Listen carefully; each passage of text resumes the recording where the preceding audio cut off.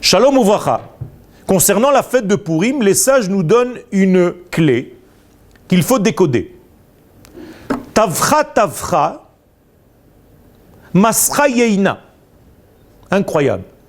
Tavcha tavcha, elle a massacré, elle a tué, elle est arrivée à dominer.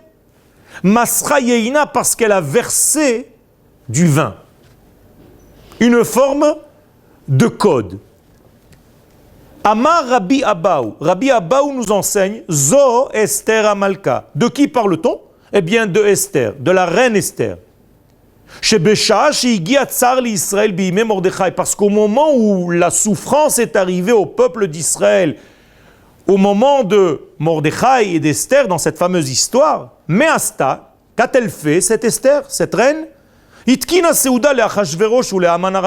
a préparé un repas pour Achashverosh et pour Aman. Et elle l'a fait saouler, elle l'a saoulé avec du vin.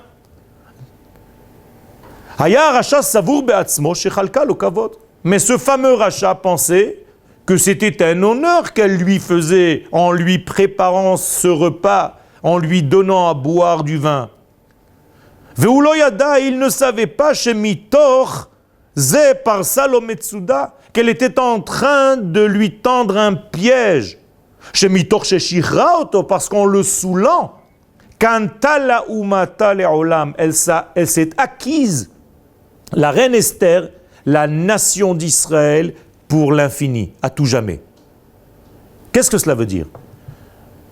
Les sages viennent ici, dans ce fameux Midrash, nous dire que Esther, en réalité, représente en fait l'Assemblée d'Israël.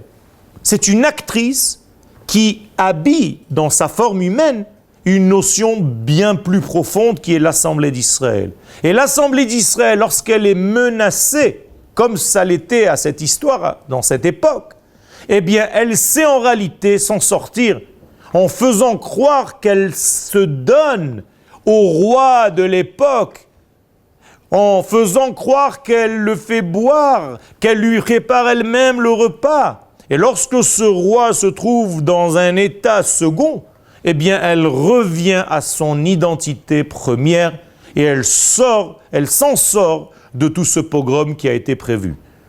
Je veux dire par là qu'il y a une règle dans le peuple d'Israël, c'est que l'Assemblée d'Israël, je veux dire l'âme de notre nation, est une âme qui existe à tout jamais, qui est dans le sens de l'éternité.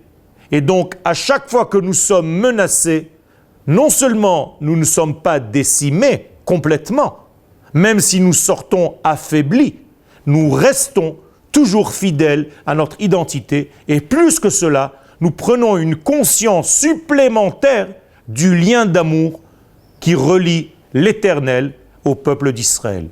Toda Rabba.